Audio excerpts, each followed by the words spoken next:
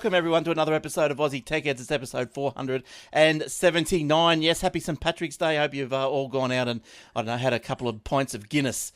Well, maybe not. I don't like them, but I should have a couple of VBs. Would that do? I don't know. Hope so. All right, it's the 17th of March, 2016. So we've got a big show. Got lots of stories to get through, and we are brought to you every week by athwebhosting.com.au. Shared services, websites, servers in Australia, in Sydney actually. So right on the Telstra backbone, if you can trust them. Seeing that the 4G went out in some parts of the country again today. So I wonder what's going on there. All right, but to help us get through all the stories, let's try and pick up our panel tonight. And first of all, on screen is Eric. Hi, Eric. Hello, caught me by surprise. Oh, sorry, you were already on the screen. That's why you're first. Yeah. Sorry, guys. How are you? Yeah, good, thanks. What have you been up to? Anything exciting? The usual, Yep. Working, doing a few pieces, buying new furniture, which I love. Oh, yeah, that's always good news, isn't it? Yep. All right. And who else? Who's the second one there? Stuart. Hey, Stuart. Hey, Glenn. How are you? Good, thanks. Now we're on the we've gone off the Zoom, the Skype this week. We're back on the Zoom, so the picture could be a bit fluctuating, but we'll see how we go. I just got to try and make sure you guys change around all the time, but I'll work that out as we go. All right. At the moment, I'm stuck on Eric. Lord Templar has raised his hand. Well, put your hand down. Okay. This will be fun. All right. And lower hand. What's that mean? Okay, Shane, how you going? Yeah, good. There we go. If Eric raises his hand, we'll keep changing. Yeah, nice. Your background changes every week, I reckon. Who's? Shane's. The colour of it. It looks... No, I looked at the video last week and I looked like an Oompa Loompa, so I've just adjusted the camera setting. So Now, a little bit more kind of... Now, how's the NBN going for you? It's going good. I have currently got, obviously talking to you guys, I've got 2 streams going. I'm recording as well through the vMix software, and my upstream is only at 7.3 megabits per second. Right, good stuff. I'm jealous. I still hate you. Yeah, we still hate you, don't worry. And quickly, just an update for all your fans. How's your legs? The leg's getting better. The redness is gone. The swelling's going down. I'm still popping antibiotics like the jelly beans. Right. What else has happened this week? I am, and Eric kind of knows more of the story, but I'm investigating or joining Uber as one of their drivers. Nice. And as soon as I kind of got partway through the process, thinking I'm not going to get a regular job, I get a phone call this afternoon from Active Foundation wanting me to come in for an interview. So nice. I'll still do the thing, but I'll just do that as more of a supplemental income rather than my main income. Because I think if it was my main income, I'd starve. Yeah. Now, look, I know people on the video, they're probably getting, or probably everywhere, probably getting some audio ins and outs. That's something to do with the Zoom that we're using, so I can't really do too much about that. So let's just hope that it sort of keeps to a minimum. But look, if you want to listen to the show, you can also listen on the AussieTechRadio.com, which is, you can search that up, Aussie Tech Radio, on the TuneIn Radio app, which is iOS, Android, and Windows 10. See us on the Facebook page.com, facebook.com/Aussie Tech Heads, and youtube.com/Aussie Tech Heads. And show notes are at aussietechheads.com.au/podcast. All right. Now, get us on Twitter as well, at Aussie Tech Heads, and Aussie Tech News if you want. I'll go through some other things in a sec, but let's try the first story of the week, which is Xbox, an Xbox story. Looks like they're finally, as the story heads, Xbox finally opens the door for multiplayer across consoles. So that's very interesting. I think it's pretty much self-explanatory what they mean by that. And look, that's probably a good idea. Would everyone agree? Like, I don't know if it will happen. My money would be, I don't think Sony and Nintendo will let it happen. What do you guys think? What, Eric? You got probably not into games too much? Don't care. Oh, I've got an Xbox One here, but it's not a bad idea, really. If you want to, if you've got a mate who's on PS3 or 4 and you've got an Xbox, you play the same game, that's not a bad idea. I think it's a good idea. Oh, that's a great idea, but just whether the big heads will come together. I think it's all part of Yeah, sorry, Stuart. Sorry, mate. Yeah, I think it's all part of Microsoft's sort of big plan to sort of move everything towards one OS, basically. So you could have PC games, PC gamers playing against Xbox gamers because they're all on the same, essentially, OS. So Yeah, You think it's because they're losing the operating system game? uh, Maybe that's their way of getting back in the game. I don't I think know. the Xbox Live generally has just been a very popular platform. It's been a great success for Microsoft. So they're just It looking. has. It's the best gaming platform out. I don't know Yeah. why others wouldn't want to join that.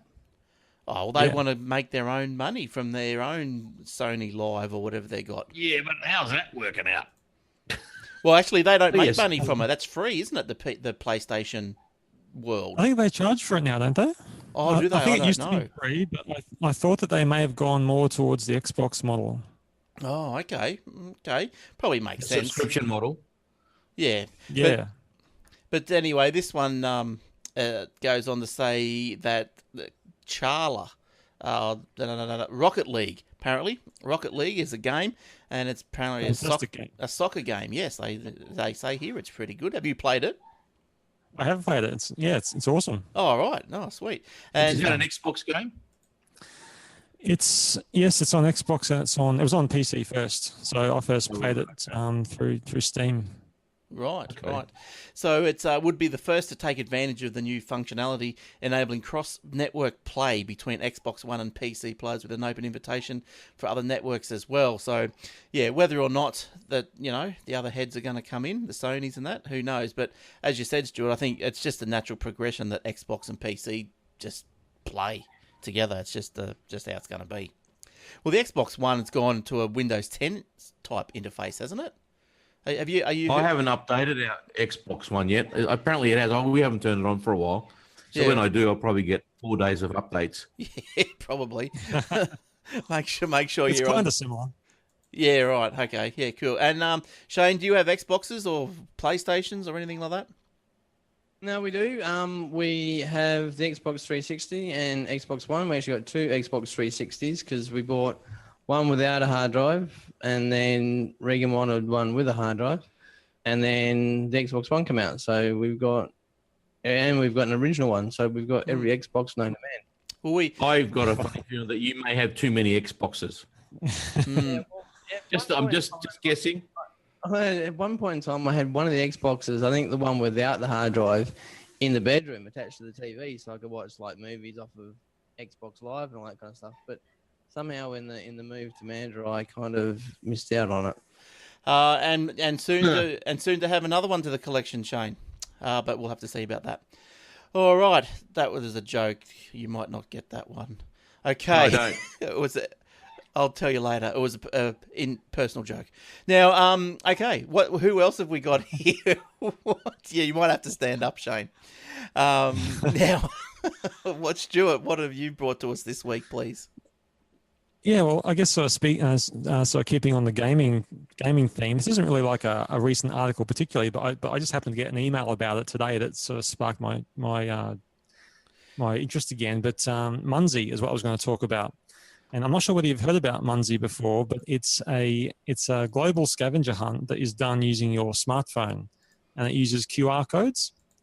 So if you've ever heard of geocaching before, it's kind of a bit like geocaching, but rather than having to dig up a box somewhere that has stuff in it, this system is you just have to find a little QR code, which is like just a little sticker Right. that hidden somewhere, but you can track it on your phone using GPS. So you're at home. You have to do the stickers at home, and you go around and plaster them everywhere.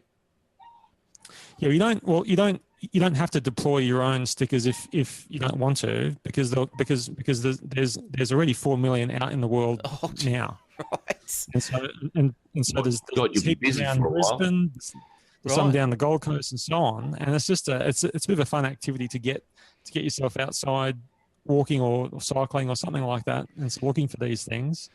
Yeah, there was a And, game. There was a game from Google. I'm not sure what it was. Warlock used to play it, and he put us onto Yeah, it. another one you mean. Yeah, I tried it. I couldn't work it out.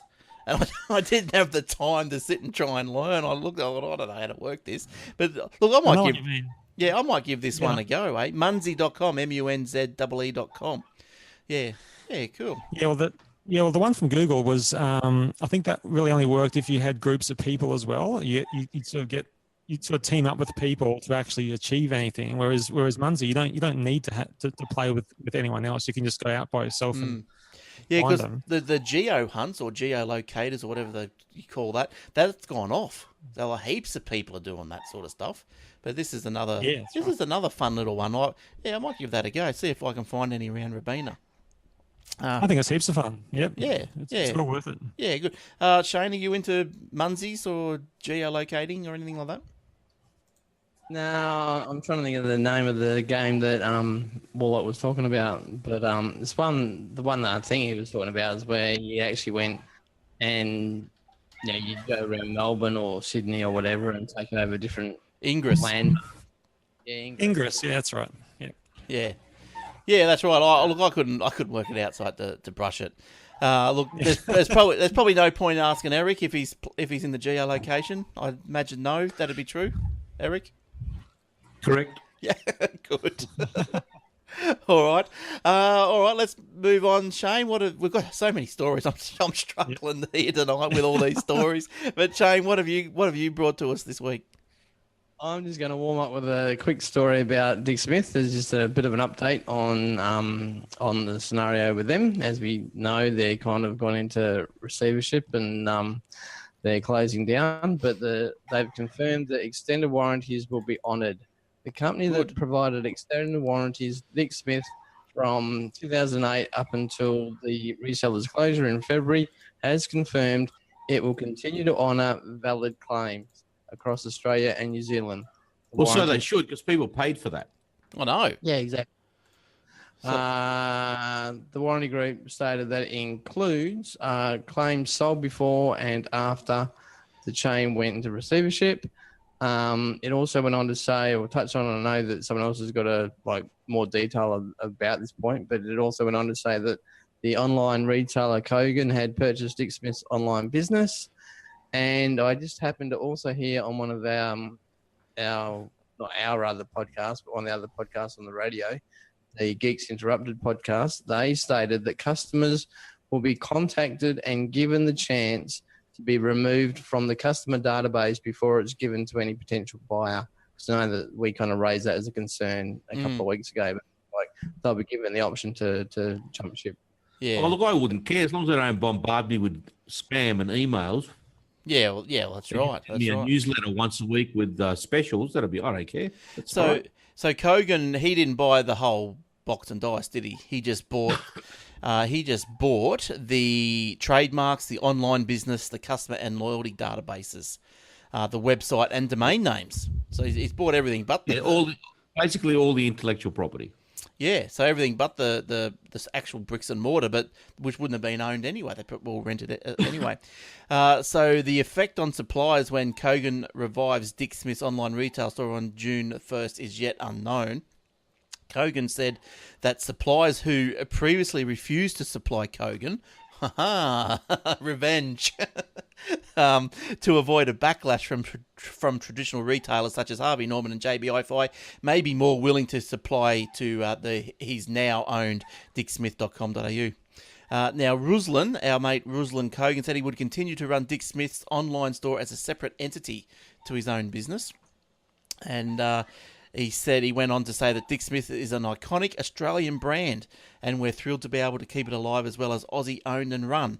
We will invest in building and nurturing the Dick Smith community and honour the great legacy of the Australian business. He went also on to give a bit of a reminisce of his childhood where he reminisced about going to the local Dick Smith store to buy his little electronic pieces, these little bits and bobs, to go and put his little toys and buzzers and door things together. All right, is that a dog I can hear? On their website now. They've got a sale on. It's Kogan or Dick Smith. Yeah, no. Yeah, I think. Look, there was a thing up here, a retailer up here, Clive Peters, I think it was, and he went bust. And then there was a big hoo-ha because apparently when he went bust, if you went in the day before and even bought a TV or put a big deposit on or paid cash but hadn't had it delivered, it was gone. Oh. Gone. That's right. Yeah, that's a bit harsh.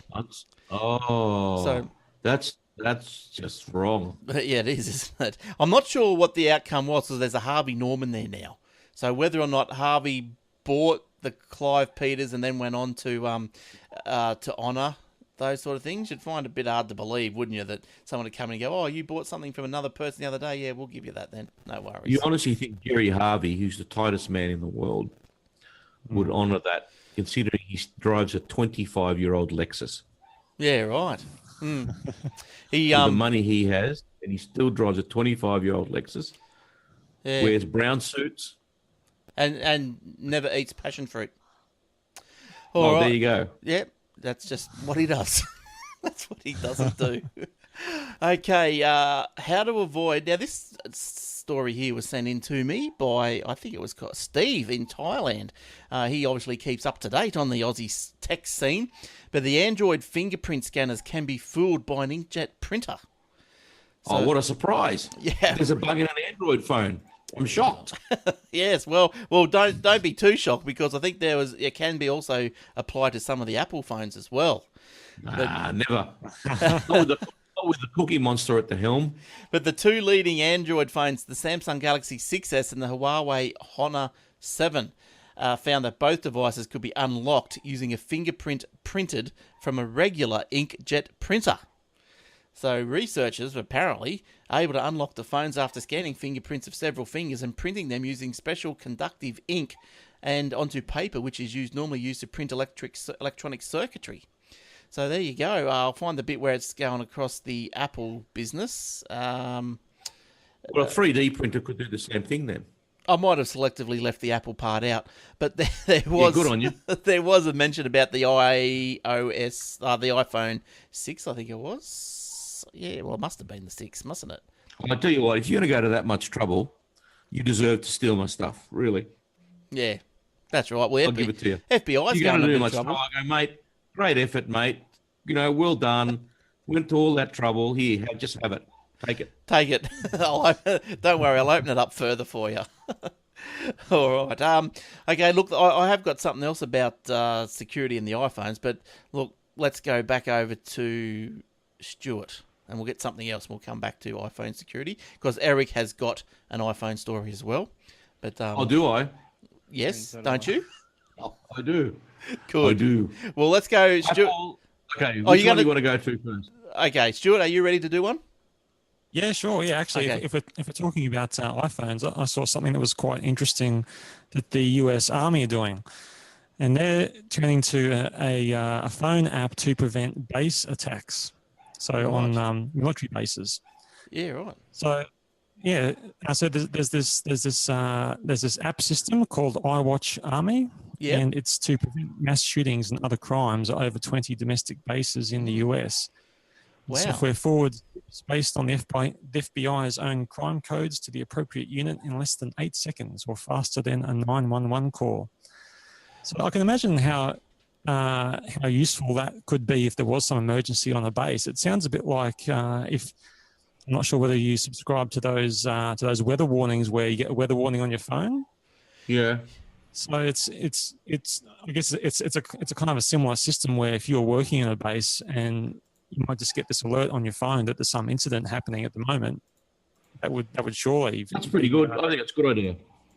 But how would it work? Like, you just push a button, or what does it do? No, someone would be in the command, central command, the communications area, and they'd have the software, the back end to the app there. You can develop apps internally for corporates, same sort of thing. And they'd be down. All the army personnel would probably be compulsory to get the app, I suppose, or because when you do corporate apps, and they hand out the phones, and there's certain apps that are on there that you can't take off. Like for Apple, for example, with Apple, it'd be Mail and Safari and Maps and stuff like that. Yeah. Right. With the Army, it'll be an app that can't be taken out, and that'll be their app that Stuart's talking about. And if there's an incident, Central Command will just send a warning out, and it just gets push notification straight to the phone. Yeah. Okay. Yeah. Okay. Well, as long as it works, that's the main thing. But Great idea. It's crazy that you've even got to think about doing it, isn't it? Like, let's build an app about try and stop mass shootings and stuff. Like, It's crazy. Yeah, look, it is It's crazy, but unfortunately, that's the world we live in. Everyone's got them now. I mean, even my kids' schools have got an app that I've downloaded on my phone, and it's push notification if something that needs to be, general announcement or something like that. Yeah, okay. But Wow. Cool. I think that US Army app that has actually derived from a more sort of generic neighborhood watch type sort of an app. So there's already neighborhood watch apps out there in certain places in the US. So Yep, if you see something that is a bit odd or whatever, then people can report things going on in their own area. So and it gets pushed out to the other people. Yeah, and so the US Army is really just extending that further and making it more specific to them. Yeah, okay, cool. Yeah. Well, I think it's a good idea. Yeah, well, anything's a good idea if it can help save lives and stuff, isn't it? Shane, you got an iPhone story, so I'll do Shane's iPhone, then Eric's iPhone. All right. Well, mine's just a continuation of the ongoing saga. Yes. Oh Yeah, God, I'm gonna yawn, aren't I? The FBI. What are they doing? All right, so the gloves are off. The FBI argues that can force Apple to turn over iPhone source code. So it's not just after them to change things, the whole thing. Department of Justice filed its response to Apple's appeal by claiming it could compel Apple to hand over the source code for iOS itself, so the government could make the modifications themselves. The DOJ is accusing Apple of using the security of the phone as a marketing ploy, and it goes on to say that the second sentence of their filing reads, "This burden, which is not unreasonable, is a direct result of Apple's deliberate marketing decision to engineer its products so that the government cannot search them even with a warrant." It's basically saying that Apple's done this on purpose purely just to keep the government out, when obviously that's not the case. Well, It goes on. I was going to say, my thoughts on this. I think that that Apple should be made to open it up. I think maybe getting the source code. Oh, what's this? In 10 minutes. Oh, we've got 10 minutes. We've got to start the chat again. I forgot about that. Okay. Let's move that over there. So what's going to happen in 10 minutes, and because we're not paying for this, so in 10 minutes we're going to lose the call and we'll have to start one again. So my thoughts on this is that I don't know about the source code. I don't think the FBI should probably get the source code. That's probably more like intellectual property, which they probably shouldn't have. But I think like Shane said a few weeks ago, why can't a few engineers go into a locked room with FBI agents and say, right, we'll open it up for you. That's right. You take the information that you need. That's right. And then when you've got it, we're going to shut it down. Now, look, What's so difficult? Why is Apple being so stubborn about it? Yeah, like every piece of documentation you get from banks, from your health insurance, from your, I don't know, the local video store if they're still around, anywhere in there it'll say we won't disclose your information, your personal information, unless required to by law. That's on just about everything, and the law. That's on pretty much everything. That's right. The law can come in. They should be able to come in and say to Apple, "We don't want to know how you do it. We don't care how you do it. Just tell us what's on the phone." And I think that should be able. I think that's just fair and just, But anyway, that's. I think Apple's all one big publicity stunt. I hate to say it. Yeah, well, was apparently came out on the side of Apple. Yeah. Well, he has to, doesn't he? Well, no, he bags the iWatch. Doesn't like the iWatch. Yeah, I know. Didn't he ever? I'll just quickly kind of finish the last couple of points off. Yeah. Guys also accused Apple of being a literal threat to American democracy, writing, "Apple's rhetoric is not only false, but also corrosive to the very institutions that are best able to safeguard our liberty, our rights, the courts, the Fourth Amendment, long-standing precedent and venerable laws, and the democratically elected branches of government." So the rhetoric and the fighting words are getting more and more kind of intense. Well, the main argument. Oh, sorry. I'll have a comment after you finished. The main argument is over how much burden it is for Apple to either break the security of iOS or provide the source code. FBI also stated that it had not gone after the source code thus far because this would have require Apple to hand over its private electronic signature, indicating that it was doing Apple a favor, but it would go down that road if it required. And then the story just went on to basically go back in time a little bit, where it talked about the government's demands in the I think it was called PRISM, this kind of law that they instituted a while ago. And as a result, a couple of companies actually folded because they said, well, rather than actually follow this law, we're just going to shut shop. And one of those was LavaBit, a secure email provider who, like I said, provided secure email. I think it was the same email provider that Snowden was using. And rather than comply with this new PRISM law, they just said, all right, we'll just shut shop. Well, I hope Apple doesn't use all their fight and at this early stage, because if Trump gets the presidency, they're going to be forced to make their iPhones in America. I don't think no, they won't. They're not. They can't force them to do that. Well, why not? You can't. Why not? Because it's against the Constitution to tell a business what they can and can't do. We're not in communist China or communist Russia. It's like someone saying to you, "Man, your kids are going to that school." Okay, well, okay. Well, he's not going to force them, but he will say if you're going to bring them back into the country, there's going to be 35% tax on them. That's the case now. That's why they don't bring it back into the country. But anyway, well, that's a side note. But any comments, Stuart, on that one, on the FBI? I think we've sort of pretty much done it all, haven't we? Yeah, I'm just spent on that story. Yes. So I think, I think it'll happen. The FBI will get what they want. All right, Eric, what have you got? iPhone 7 pictures. Oh, look, it's all rumor and innuendo and sources close to the source. Rubbish. That's how the it iPhone SE. Apparently, it's called SE. This new one. Why? Launches next week. It says here it launches next week. Have you heard anything about launch next week? No. I haven't heard anything. No, but usually it's out in the news. Next week is a big Apple event. I haven't heard anything. Well, funnily enough, Garth emailed me today, and because I said I might be on the Aussie Mac Zone next week, and he said, "Oh, that'd be great because you'll be after the launch." And we'll see. Who knows? I don't know what's going on. I haven't heard of it. I knew they were having something, but it hasn't been really widely promoted.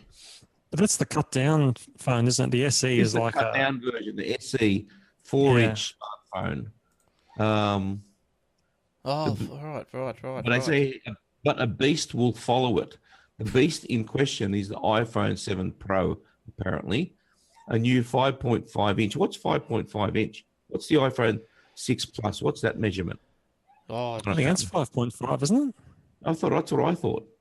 Yeah. Or is it 5? Maybe it's 5. I don't know. Don't know. No, I think it's 5.5, and the normal iPhone is 4.7 or something like that. Yeah. So the 4-inch then would be what?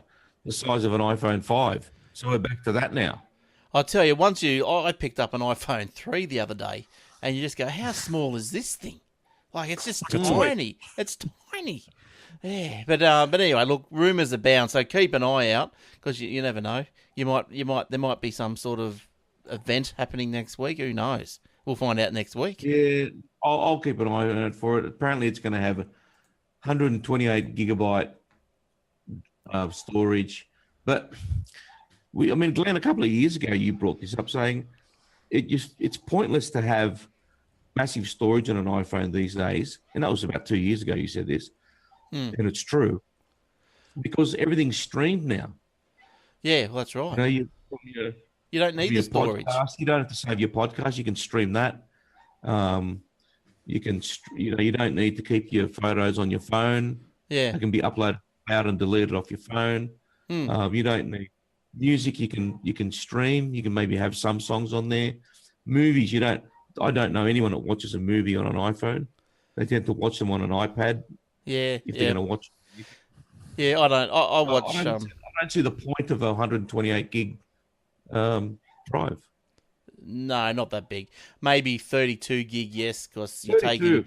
taking, No, 32. or 64. There's no 32 these days, is there?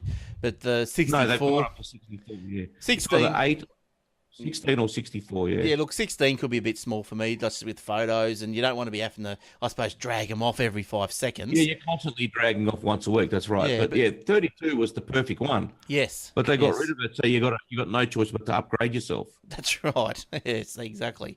Okay, so sticking with Apple, they reportedly, how's this? The Apple reportedly goes to the Google Cloud and shuns away the Amazon. Now that's a bit of a turn up. Story. Oh, did I? Oh, well, you can go on. No, you go ahead. No, I didn't have much to say about it, but you might be able to fill us in further. I was just going to... I don't have anything to say about it other than what you just said. Okay, well, let's move on to I sound like Bill Shorten. Now, I don't know what she said, but I support what she said. I just wanted to say that it's a bit of a turn-up, isn't it? Remember Jobsy? Didn't he say when he was alive, he goes, I'll go to my grave hating Google. They will never, ever be on the platform or something. They got rid of the Google search. They got rid of the YouTube Apple Maps. That's right. That's right. Yeah, they got rid of the maps as well. And now they develop their own map. Now they're going to the Alphabet's cloud. So there you go. See, the thing is, commercial reality meets disloyalty. Which one do you go for? Well, that's Cookie right. Monster, he's in the grave 5 minutes, and Cookie Monster's off and running. But at the same time, it's commercial reality. What are you going to do? Yeah. Stuart, do you have any comments? Google, Apple? No. Yeah, no. I mean, I think it's great if they can get everything on, if they can get all the platforms working together. Really, it's silly when they have all these divisions. It's not good for consumers. No, that's right. Like even when you look at the cloud storage choices, you got your Dropbox and your iCloud, Google Drive, there's Amazon. heaps of them. Yeah, there's just heaps of them. So There's too many now. Yeah. Well, Apple said in 2014 that it relied on Microsoft Azure.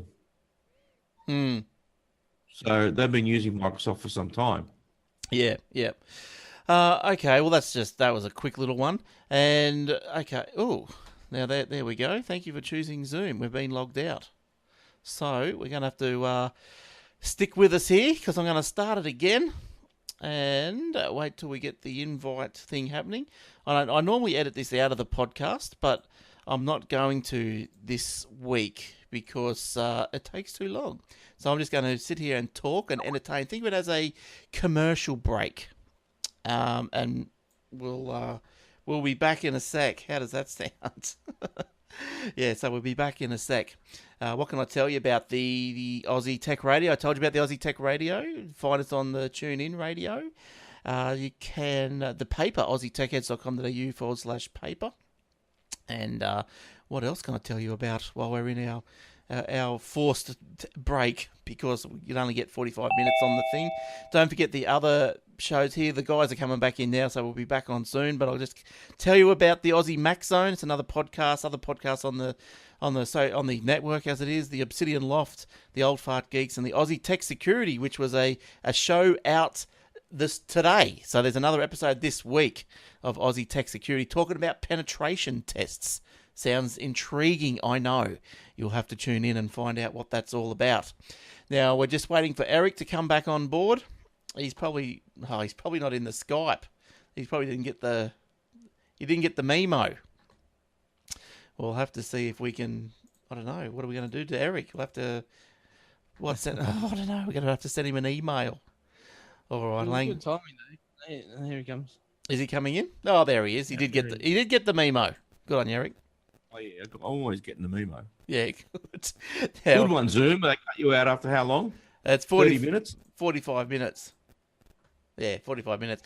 Now, I'm just trying to get the talking person. There we go. That might be right. All right. Are you going to edit this in the podcast? I did it. I did an ad instead while you were away. All right. Can I get a drink of water? Okay. Okay. I will. Let's move on to something else while Eric's doing that. We won't.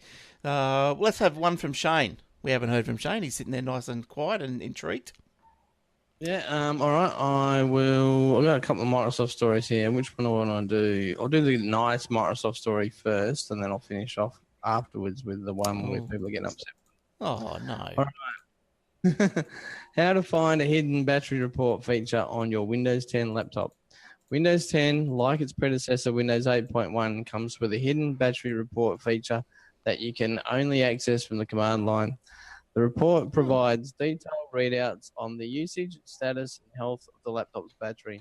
To generate the report, launch a command prompt window with administrative privileges by right-clicking on the Start button and choosing the command prompt admin option. And then I've got the actual command in the show notes, but it's a command that you just need to type in. Yep. And your finished report can be found on the root of the C drive, or if you choose to specify somewhere else, wherever you specify. Now, And- have you tried this? No. Oh, sorry. Well, I won't ask that question. I was just going to ask if the report overwrote itself every time you used it, so you didn't get up with a really long thing. All right, Depends on the date. that's very noisy, Eric. What are you doing? What's that? That's very noisy. Oh, really? Sorry, mate. Who are my M&Ms? All right. So sorry, Shane. Keep going. Sorry with your battery thing. Yeah, I guess it would depend on the naming convention. If they use something like the date in there, then you would get different. It wouldn't override it because it'd be a different name of the file. But just to finish off, the last point is you get information on the full specifications of the installed battery, as well as recent usage and battery capacity charts. Battery life estimates is an interesting section to check to see if you're actually getting the time between charges specified by the manufacturer or anywhere close. Now, I guess if you don't want to stick that, if you get sick of typing in the command line every time you want to check the battery, you could probably make up a little what do they call them? A batch file? Yeah, Script. Yeah, Script. something like that's that. right, yeah. Oh, the old batch files, eh? That's old school. It is, isn't it? Do they still call them batch files? I suppose they do. But just Only people of our age, Glenn. yeah, probably. All right, so that's interesting. And what was your other Microsoft one? The one that's going to upset people or upset Microsoft? Oh yeah, Windows 7 users complain of unprovoked Windows 10 auto upgrades. Only Oh, 7. boo-hoo. Yeah, as Microsoft auto upgrades more PCs to Windows 10, some users are complaining that they weren't adequately notified. Oh. Reports of Oh, Windows- boo-hoo. If they had to pay for it, you could imagine the whining. Blood. Jesus. Yeah, anyway, it goes on to say that the reports of unwanted Windows 10 upgrades have been circulating in the past few days after the last patch Tuesday. These users say that they never approved of or initiated the upgrade and were dragged away from their Windows 7 or perhaps Windows 8 installs anyway. Oh, And boo. reiterates what basically happened last October. Microsoft said that they were going to change the category of update to recommended, and that was supposed to happen in early 2016, and early 2016 turned out to be February the 1st.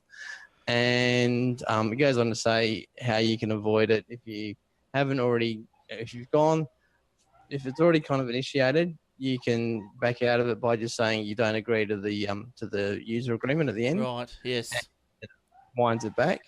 Right. If you haven't gone past no return, you can go in and change your settings to, what does it say? For users who haven't upgraded yet, head to the Windows Update in Control Panel and uncheck the box under Recommended Updates, which reads, give me recommended updates the same as I receive important updates. So if you uncheck that, then it won't automatically install it for you. Oh, Yeah. look, the whiners that are complaining about this wouldn't know how to do that, mate. Yeah, but look, there's probably, I can see one side of the story is that I have been out to a few people's places, especially with laptops, and where the upgrade hasn't gone well because the drivers haven't been Yep. you know, made for Windows 10, and therefore say like function keys don't work, or the special laptop keys that are around don't work. There's no drivers for it, unless you go scurrying around the net trying to look for some generic driver that Ubu Singh made or something like this. The unfortunate thing is there are a lot of rubbish laptops out there, and that's half the problem. Yeah, but look, I think what they probably could do is, okay, you're going to auto upgrade people's laptops and machines, then maybe make it pretty damn obvious, like with the same sort of window, how that you can just one click and roll back if there's a problem. You're right. You're right. Or they should say, defer until I do something. Opt out. Should be an opt out sort of situation. Yeah. I think we're all on Windows 10 here, aren't we, Stuart? You're 10. Yeah, that's right. 10. Yeah, I'm 10. Shane's 10. And I did like Windows 7 though. I did like Windows 7. Yes, yeah, Windows. Hated Windows 8. I didn't That mind was it. absolute rubbish. Yeah, looking back, when I didn't like, I probably not a fan of 8. 8.1 was better, but 8, it was a lot. It was a different interface. It was harder to get around if you didn't know how to do it. At the same time, you didn't mind Vista either, so you're an exception rather than the rule. Oh, I used Vista. Did you use Vista? I was rubbish. But you used it. I had no choice. You could have used XP. Oh, well, after a certain point, XP I was sounding like Steve Gibson. Oh my God. Yeah. Oh, I had to pour $1,000 into a machine just to get it ready for Vista. Now, Stuart's got a story that Shane will find interesting. Stuart, Stuart's going to tell us about Uber's family profiles. Yeah. Because Shane said he was. Yeah, this is Uber. fairly new. It's not out in Australia yet, so it's just started in the US. But this is where they have these family profiles, so you can have up to 9 people sharing your account. So you can have it's I guess it's mainly for families, so they can use your account and your payment details and so on to. Oh, it's like cab charge. To book an Uber, yeah. But I thought the great thing as well is that it's not restricted to your family, so it really can be anyone. So if you use it at work, for instance, and you have an employee that just needs to use Uber on a once-off basis, well, you can easily get that person to do it through there and gets charged to the company credit card or something like that. Yeah, so nice. Yeah, well, that's a good idea. I thought that seemed pretty good. The family sharing thing, they probably should call it something else, because to me, if it's putting my skeptic's hat on, if it's family, then you think, okay, then he knows who my wife is, who my children are. And sometimes you get the same Uber driver and you think, do I really want him to know all of this stuff? But as a corporate plan, I think it works a treat. Yeah. That's a good point. Look, I heard on the radio, and I'm not prepared for this following story because I didn't think we were going to talk about Uber, but I heard on the radio this week that they're moving into a different market again. I heard they're getting into like couriering services. And I just thought that what a natural progression. I'll go one better. In some countries, they've got Uber jets. Yeah, and helicopters. Private jets. Yes, I've heard of that. Private jets. But I mean, just like, say, here, like, how good is that? Like, say, if you're going to go for a trip to Sydney, say, from Brizzy, and you get part of this Uber courier, why not chuck a couple of parcels in the back, $100 or whatever, take them to Sydney, deliver them? If you got to be near where you're going, of course, make it work for you. But deliver them, and you got $100 or whatever. I reckon it's a great idea. Curious. Or if you're going to jump on a plane, they say, "Oh, look, who's going?" This is the next thing I reckon they should do, right? Just say you're someone that travels a fair bit, like a business person, a sales guy, or whatever, interstate, and you register your details, and you say, "I'm flying on this day. If anyone needs any documents sent or any parcels, blah, blah, blah, I'll take them for you." And you're going there anyway. That's take right. the parcels. Yeah, exactly. Pay for your trip.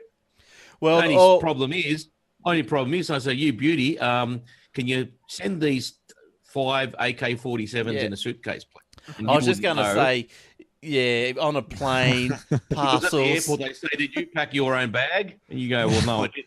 Yeah. And say, well, can you open it up, please? Oh, they're not mine. Oh, well, come with me, sir. Yeah, airports and that could be a bit dodgy. But I suppose even, carrying it in the back of your car still could be dodgy. I don't know how they're going to work that. How are Documents, I think, are safe. Yeah. Right? If you're going to do documents, like FedEx do documents all the time. We used to use FedEx all the time to send documents to and from Hong Kong 15 years ago, before, when old technology was around. Mm. And, it'd be like $40 to send A4 stack of documents about as thick as a pad, right? Yeah. $40. Shove it on the plane. It's there the very next day. Yeah. That sort of stuff would work. You take that with you on the plane, shove it under your arm, put it in your bag, watch a movie, deliver it, get paid. Yeah, that's all right. That's good. That's good. Look, as long as I suppose they've got to verify the sender, so that probably sort of takes a bit of the non-anonymity away, doesn't it? I guess. Yeah. And if you're registered as a courier, then they know then that, okay, you're, and this is where it probably comes in, that you probably won't be accused of anything, because the couriers now, for example, people are sending things through the post all the time. Now, they don't know what they're delivering, and lots of contraband comes through the couriers and the posts and whatnot, and people get caught. That's right, yeah. But the courier never gets arrested for that unless he's actually in on it, because they're usually ignorant of all this. So if you're registered as a courier, then there's probably an indemnity there. Yeah, possibly. I'm sure they'll work it all out, but it's an interesting and what I thought a natural progression. But let's talk about JB Hi-Fi. This will make you laugh, I reckon. They're training. Hang on, let me get my nose ring. Hang on. They're training sales leaders from across the 7,000 strong workforce to resell Telstra NBN services. Oh, that's going to be fun. Now, how in depth or how involved would it be to sell a internet plan? Well, I'll tell you, it must be so involved and so complex and that so JB Hi-Fi can do it, and so detailed that the program is 12 weeks. They're sending 7,000 people on a 12-week program. That's 3 months prior. That's hard to How believe. much is that going to cost? Yeah, well, who cares? That's just stupid. Like They're going to build it as well. Yeah, sales. So they're going to build the NBN too. Well, sales and management staff will go through a 12-week program prior to NBN being deployed in their area. Training is conducted during normal business operations and includes approximately 8 to 10 hours of content delivery. But So maybe it's just like 1 hour per Online, week. yeah, 1 hour a week. Yeah, over 12 weeks. Yep. Yeah. Sounds about right. But when it's going to be FlexiPlan stuff, I mean, they would potentially have to answer questions, at least from an overview point of view of how it works technically, and how the FlexiPlans work, how pro-rata charges work, how connection fees, if there are any. I couldn't think of anything worse trying to explain it to some nuff. I couldn't think of anything worse. Oh my god! But everyone knows what the internet is. You just go, this is just internet, but a little bit faster. Like what? How much more do you have to explain? Hey Glenn, you should resell NBN, and that's your tagline, mate. Internet, but a little bit faster. Maybe I should do the course, but I could teach it. That JB Hi-Fi. Yeah, that's right. You could have a little name tag. I'm Glenn. Yeah, I'm here to help. Kevin 07. Hello, my name's Kevin, and I'm here to help. Yeah, you got these spare nose rings, and I can give you internet, but a little bit faster. That's right. You know what, Glenn? You should look into that. You could be a wholesaler for the NBN. All you got to do is click on your website, and you get all these affiliate fees. You'd be crazy not to do it. It's internet, but a little bit faster. It's good stuff. All right, who wants to turn? Let's. I'll have a turn in the hang on, where is it down here? Hang on, come on. Why is it so slow today? What? The internet is so slow. Oh, look, it's just the scroll down the page. It's everyone. It's people starting to come on the NBN. It must be. It's just slowing everyone else down. Okay, here we go. Where I'm down because I'm right down the bottom. See, I didn't push in. What are you doing? I put my stuff down the bottom. Right. Well, I'm still scrolling. God, how long are these stories? All right. Well, let me do one. All right, go on. All Okay, right. go on. Well, okay. Well, now I've just got to scroll to the top, but but let's just do All a right, quick one. okay. No, All right, here we go. No, let's do a quick one. Just get it out of the way. I'll do this quick one to get it out of the way. All right, go ahead. Okay. We all know Anonymous, and we all know good old Donald Trump. Well, Anonymous have declared war on Don. They don't like him. They really don't. They don't like him. So they plan to attack most of his online websites on April the 1st. So that they put out a video that saying you can say what your current audience wants to hear, but in reality you don't stand for anything except for your personal greed and power. The voice in the video continued. A link to the YouTube video, so blah, blah, blah. But the more interesting and fun fact of this story, because there's two people that I like talking about, and that is that Microsoft guy. What's his name? Steve Ballmer, and John McAfee. They're two people I think are quite humorous. And John McAfee's weighed in, and he says, I'm offering freely and without constraint my services to his campaign in helping design a cybersecurity platform that will, in the event of his election, help protect America when the cyber war that lurks on our horizon becomes a reality. So good on you. God bless America. He's right into it. But look, I don't know. Just a quick comment on that. Look, if Anonymous, I don't know. I think they're on the wrong train here. I think if they're so up in arms about everything, run for the office yourselves. Just do something yourself. You can't because they're anonymous. Well, that's right. And I don't know. But you know what I mean. Like, it's just, to me, you want to push all this stuff out. Well, do it in the proper way. Go and get elected, and then. Oh yeah, but they're activists, mate. They that's what they do. They stir the pot. Yeah. All right. Have you got your story? Right. Back to the if anyone cares section. Apple Watch 2 release date. No one does care. It'll be announced for March 21, and that's it. Next story. Okay, Steve Ballmer doesn't like him. Shane? What is you got, please? I'm done. Oh, you're done. Okay, well, let's go to Stuart. What else have you got? Yeah, I've just got a quick one. It's a bit of a follow-up from, I think it was last week, we were talking about robots and humans being a bit wary of robots and all that sort of thing. Well, there's been a study done, and they reckon that building your own robot makes you love it more. Right. And so they're dubbing That's already creepy. Yeah. Well, they're dubbing it the IKEA effect, and they're saying that you feel better about something if you've just built it yourself. Well, that's true.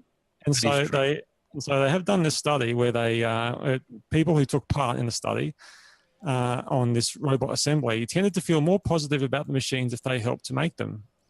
So I thought that was quite an interesting. Well, I suppose, if you can.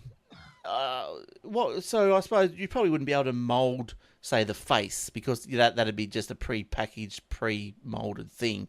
But I suppose, to put it all together, like as I was saying before, when we were talking about the Dick Smith, and who was it? Ruslan went down to his local Dick Smith. He bought the electronic bits, put it all together, and I remember making a radio like that.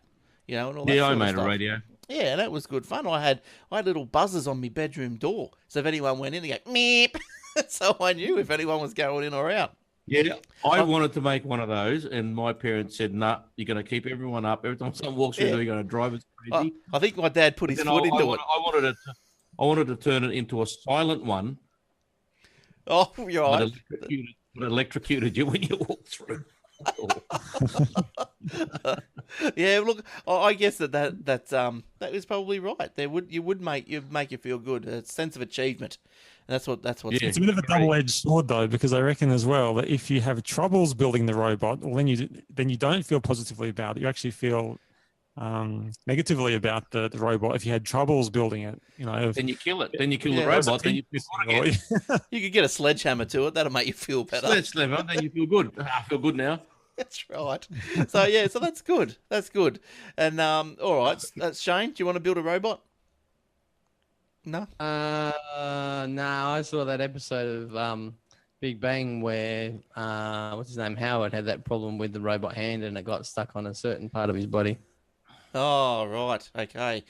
I don't watch that show. Sorry. Look, just quickly, I've got a. Can you call yourself Call yourself a bloody geek or a nerd. Yeah, I know. I don't get And time for he's too that. busy Sort of watching stuff. Doctor Who. I don't even watch. Well, it's not on this year, unfortunately. Look, Oh no! I know. Victoria trials satellite scans to detect water leaks from space. How's this stuff? They've pumped up. They've pushed up a couple of satellites up there. Hang on, let me get the little. To detect what water leaks? Like if you say, "Hey, I got a roof leak," and you run your satellite above my place.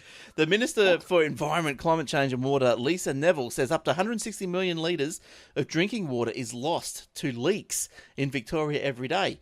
This equates to 12% of the total annual water revenue for Victoria.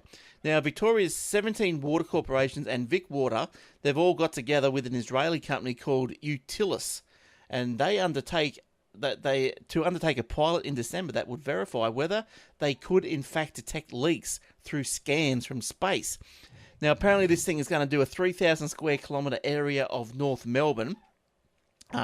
It was scanned, so it already has been scanned as a more of a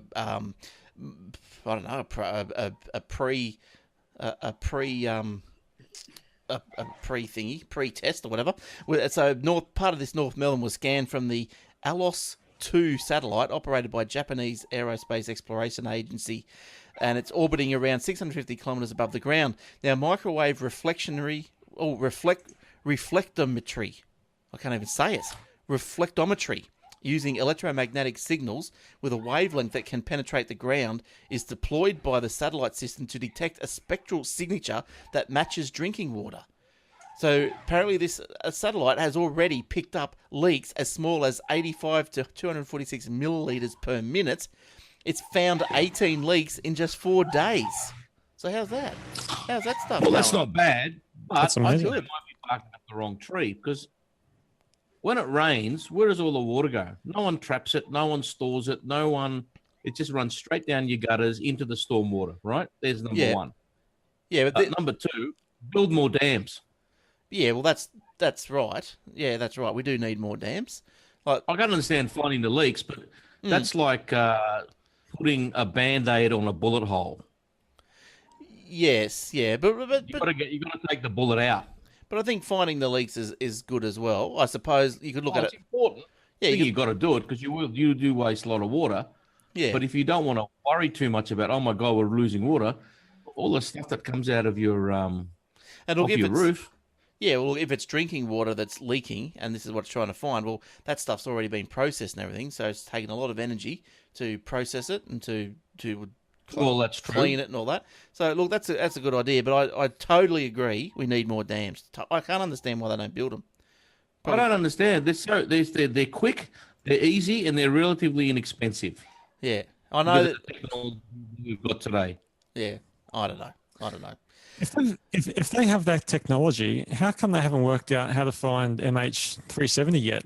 It just seems like that they've been searching Good question. I'll tell you why short, because man never really went on the moon. That's why. Oh, here it goes. Rightio. So, next story. Next story. You're right. Foxtel. Who's got more? I've got a couple more. Stuart, do you have any more? I've just got one quick one, Glenn. All right. Well, I'll do this one, then we'll do your one, and then we'll finish up. Okay. So Foxtel Video Roadshow want IP addresses, URL piracy, site blocking. Getting tongue-tied. Now, apparently Foxtel, so what this is all about is Foxtel, Village Roadshow, Telstra, Optus, TPG, and M2, whoever they are, appeared in court this week as part of the first test of a new legislation allowing rights holders to apply for an order to have piracy facilitating websites blocked for Australian users. Now, look, this is probably just again one of those the natural progression of things. I can't understand why it hasn't been done. I'm not saying I agree with it, but like from a personal point of view. But I don't understand why haven't they blocked the piratebay.com? I know they did that. Then it turned up at .se, but why don't they just blanket through the whole thing? But anyway, but that's apparently a bit of a. They can't really work out what they want to do, how to block it. The two content owners launched court action seeking to make use of the website blocking. Yeah, blah blah blah. So Foxtel and Roadshow are separately seeking to restrict local access to the Pirate Bay, Solar Movie, Torrents, and Torrent Town. And that must be supposed to be Torrent Hound, not Torrent Town. And ISO Hunt websites. I thought ISO Hunt closed down. And then ages ago. Yeah, and then a Yeah. copy of it came up or something, didn't it? Someone took a copy of it and kept it going somehow. But so anyway, those websites. But the ISPs have put forward their case for blocking at the domain name system level, while Foxtel and Roadshow are pushing for blocking of IP addresses and URLs. So, Yeah. what's the point in blocking an IP address? Not much. You wouldn't. Not much, really. Yeah, you'd be best to, I reckon, block at the DNS level. That might. The funny thing is, I didn't realise how. I know lots of people use Pirate Bay. I don't, but I was at my hairdresser a few weeks ago, and this lady was cutting my hair, and she was about 50 something, maybe, and she was saying that she can't get Foxtel in her apartment. And when she got Foxtel, they put a satellite dish up, and the Strata didn't like it, so she had to take it down. So she said, so I just watch, and then she said, I just watch movies of Pirate Bay. Yeah, fair enough. She's 50. I'm thinking, what? Yes, but look, people do it, eh? Like there's a box out there. You can get them on eBay. They're jailbroken. I can't remember the name of them. They used to run XBMC before the name. Yeah, Cody. Yeah, That's Cody. it. Yeah, and apparently these little Cody boxes, they're jailbroken. You can just do whatever you want. Apparently. And then what, they've got like what's called a private VPN, so no one can know that it's you that's downloading, that sort of thing. I think they just have extra plugins that can plug into Cody that then link into these other sort of pirate websites so that you can stream movies. Yeah, sports. Well, what about the can the ISP detect that that's what you're doing? I don't think so. Yeah, I'm not sure about that, but it's No, probably a bit like that popcorn time as well. That was that comes and goes. Popcorn time. Have you heard about that one? That's that. Yeah, I've heard about that one. Yeah. So yes. I heard about that one. Yeah, so that's Cody. That's right. I think like the box are only about $100 on eBay, but I think you got to get the jailbroken one. Not telling you how to do it or anything. Now, Stuart, yes, what was your final story, please? just a really quick one. Just that the drone Grand Prix that we're talking about. Oh, yes. Previously has been raced and won. Is won by 15-year-old Luke Bannister. Won 250,000 in Dubai. Wow, how's that, Eric? Yeah, I've just well, got a link there in the. You'll be a coke addict in a month. That bloke. Yes. All that money. Sorry, a link. Yeah, there's a YouTube link that I've just put in the show notes that just shows some of the final race. But they had a really interesting sort of a racetrack that it looked like a kind of a skeletal, spinal type sort of a track that sort of moved and undulated around as the drones are going around. It was quite interesting, and yeah, it was all lit. It was all at night time. I want to see Quidditch. That's what I want to see. Oh, yeah. But remember, Eric, I said That's what I wanna see. drone racing. You would have remembered me saying. It's just the beginning, mate. Let's just see. It's the longevity that counts, mate. All Well, right. the next one is in Hawaii this October. All right. Let's save our money. Let's get over there. Now, look, I'll just finish on, with a real couple of quickies because I know we're running over time. Optus is going to launch a 24-hour EPL channel. Yay, for all the soccer fans. But apparently only for Optus customers. So Australia's getting the first... You watch how many complaints they get because no one can get on because the bandwidth's so terrible. So Australia's getting the first 24-hour soccer channel. But you need to be an Optus customer. It will deliver the games, including an EPL app, website, and subscription TV channel for Fetch. It's going to share it with the SBS. And if you want, you can go to the Optus website, register your interest online. No idea yet how much it's going to cost. So it's going to cost you, not just, you don't get it for free because you're Optus customer.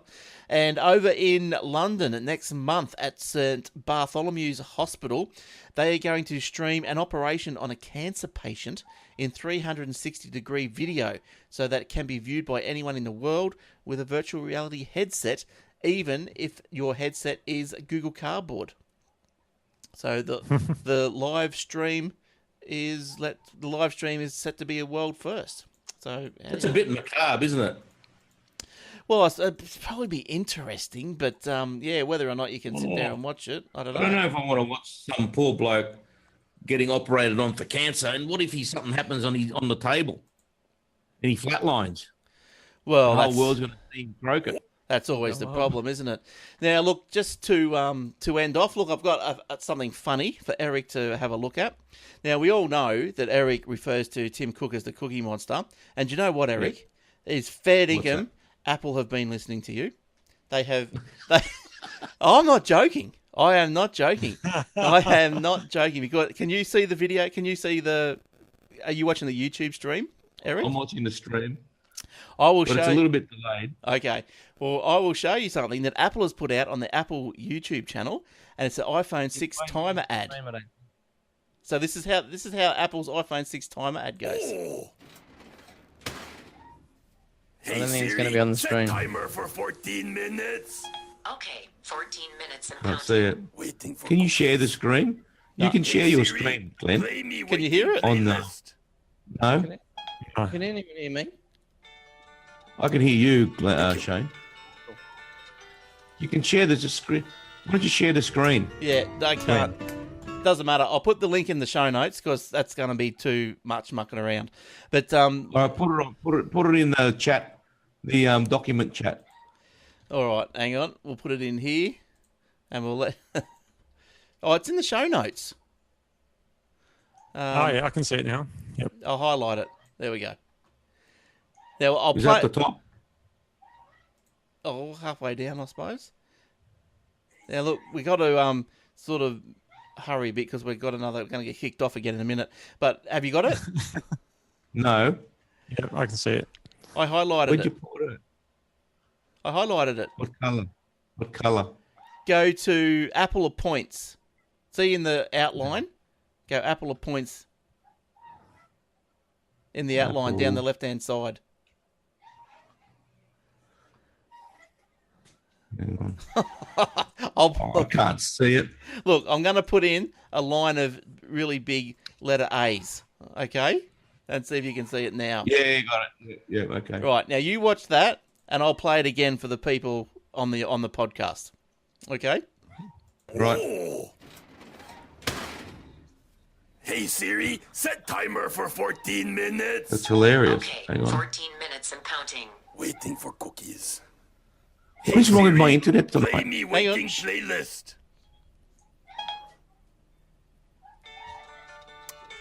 Thank you.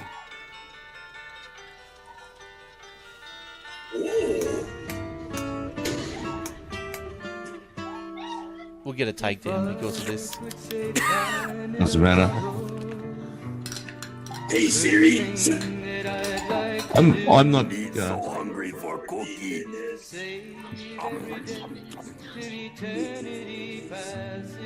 Hey Siri, play me waiting playlist. Hey Siri, check the timer. Here's the timer. Thank you. So, Eric, turn that down. All right, we're so professional. All right, Eric, turn that down. All right, bring it back to me. Rightio. So They anyway, have been listening. Finally. so you get the idea. So people on the audio, it was just Apple's brought out an iPhone 6s timer ad, and it used the talents of the Cookie Monster to he was baking cookies and all that, and he was asking Siri to make set the time and timers and all that sort of stuff. So look, there's a link to it in the show notes. It probably didn't work as well as I wanted it to work because no one could hear it or see it on the panel.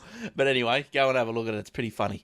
Okay, so that's all we've got for this week. So thank you, Eric, for coming on.